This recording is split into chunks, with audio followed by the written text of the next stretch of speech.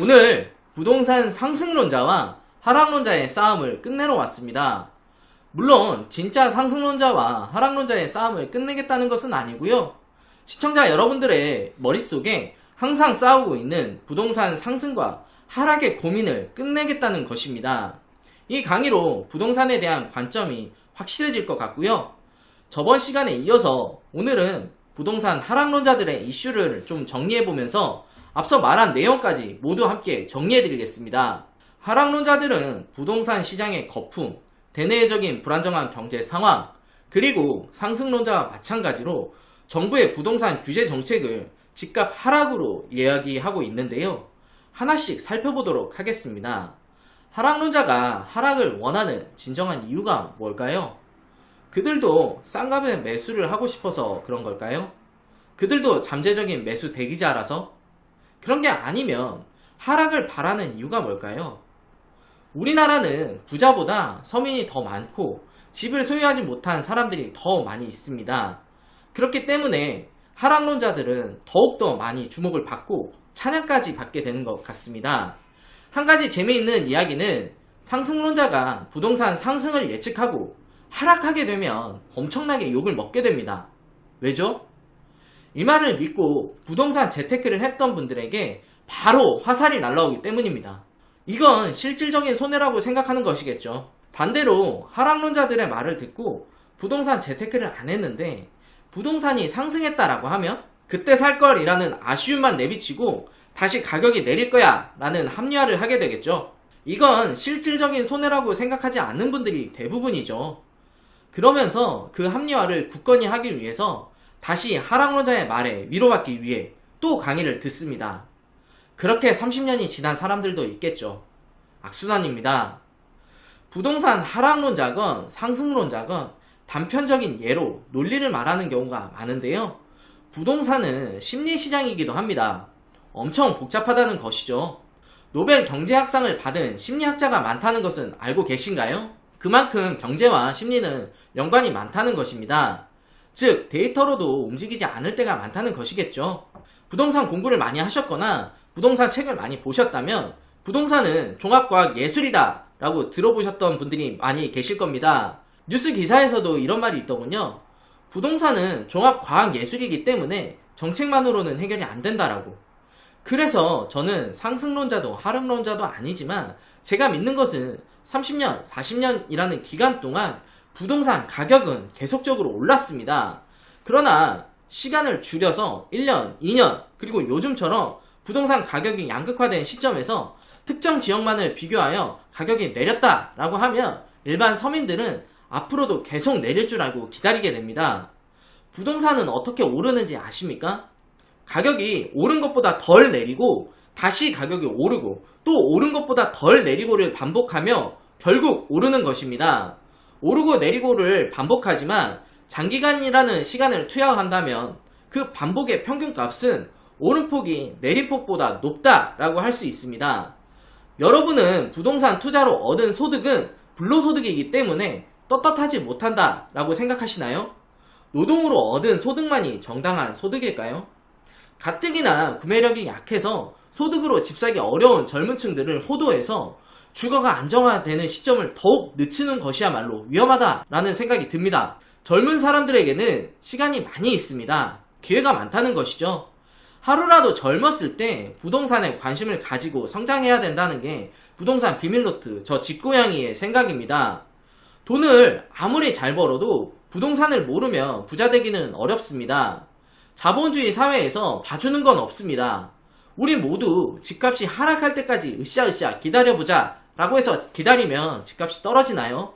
난 집값 떨어질 거야 라고 믿고 기다리면 나만 손해예요. 남들은 지금도 발빠르게 움직여가면서 돈을 벌고 있거든요. 하락론자들의 주장을 여기서 한번 살펴볼게요. 첫 번째, 부동산 시장의 거품 문제인데요. 2013년 바닥을 찍고부터 쭉 올랐던 부동산 시장이 2017년, 2018년에는 급등을 했기 때문에 단기 급등에 따른 피로감으로 인해서 거품이 생겼다라고 얘기하고 있습니다. 두 번째, 대내적인 불안정한 경제 상황이 집값의 하락의 이유라 얘기하고 있는데요. 현재 미국과 중국 그리고 한국과 일본의 무역 전쟁으로 인해서 대내외적인 리스크가 존재하는 건 사실입니다. 환율 역시 1200원을 돌파하며 외자 유출의 우려가 심화되기도 했었습니다. 또한 내수 경기 역시 침체되어 있기 때문에 부동산은 이제 끝이다 라고까지 얘기도 하고 있고요. 세 번째 역시 현 정부의 강력한 부동산 규제 정책으로 인해서 집값은 하락될 것이다 라고 말하고 있는데요. 2019년 거래량이 최소치이며 이는 집값 하락으로 이어질 것이다 라고 얘기를 합니다. 쉽게 말해서 사는 사람이 없으니까 거래가 안 된다는 것이죠. 또한 종부세 구간 신설, 공시가격 현실화 등으로 인해서 주택 보유에 대한 부담이 더욱 늘어나 투매를 하게 된다라고 생각하고 있습니다. 자, 여기서 자녀분들을 가진 부모님들 제 얘기 잘 들으세요. 결혼할 때 자녀분들에게 결혼자금으로 큰 돈 주시잖아요. 노후 준비는 어떻게 하실 거예요? 그리고 더 중요한 건 그렇게 큰 돈을 주셔도 집을 살 수 있을까요? 못 사요. 그러니까 자녀가 조금 어리다라고 생각하면 지금부터 준비를 하세요. 지금부터 자녀분들에게 서울에 뭐라도 하나는 전세를 끼고 꼭 사두세요. 어떤 걸 사야 하는지 전화를 주시면 적절하게 상담을 해드릴게요. 금리도 인하됐어요. 역대 최저금리거든요. 그럼 어떻게 될까요? 전편에도 말씀드렸다시피 시장에서는 돈을 빌리는 사람이 돈을 갚는 사람보다 많아야 자산 가치가 오른다 라고 말씀을 드렸죠. 이런 시기에 부동산을 팔아서 은행에 예금하시는 분들 안 계시겠죠? 어디서 그러더라고요. 지금은 집 사지 말고 전세로 들어가서 그 나머지 금액을 은행에 넣어두는 게 수익률이 훨씬 더 높다고. 와, 진짜 환장하겠습니다. 제발 그러지 마세요. 시장은 흐름이라는 게 있어요. 내가 집값이 비싸다라고 생각해서 안 산다 해서 떨어지는 게 아니거든요. 서울의 부동산 시장은 이제 가치 저장의 수단이 되고 있어요. 깨어있는 친구들은 이제 큰돈은 집이 벌어주고 급여로는 이자와 생활비만 내는 정도면 된다라고 생각하고 열심히 집을 사려고 하고 있습니다. 집을 사게 되면 여러가지 장점들이 많아요. 욜로 하는데 괜히 어중간한 애들이 급여는 얼마 안 되고 씀씀이는 크니까 그냥 뒷일을 생각하지 않고 현재를 즐기자 이러는 건데요. 큰일 나요. 집을 사는 게 반드시 아파트를 보유해야 한다는 건 아니에요. 아파트만 집인 건 아니잖아요. 일단 소형주택이라도 구입을 하게 되면 어떻게 되느냐? 일단 소비 패턴이 잡힙니다. 젊은 친구들일수록 대출을 최대한 활용하라 라고 말씀을 드리고 싶어요. 감당이 될 정도로 받아야 되는 건 말 안 해도 아시겠고요. 일단 대출을 활용해서 집을 보유하게 되면 대출 이자를 내야 되기 때문에 소비가 잡힙니다. 신혼부부들이 집을 사면 좋은 이유가 바로 이거예요. 소비가 잡히게 되면 쓸데없는 지출이 통제되겠죠. 해외여행 4번, 5번 갈 거 2번, 1번 이렇게 줄여가면서 저축되는 금액이 커질 거예요.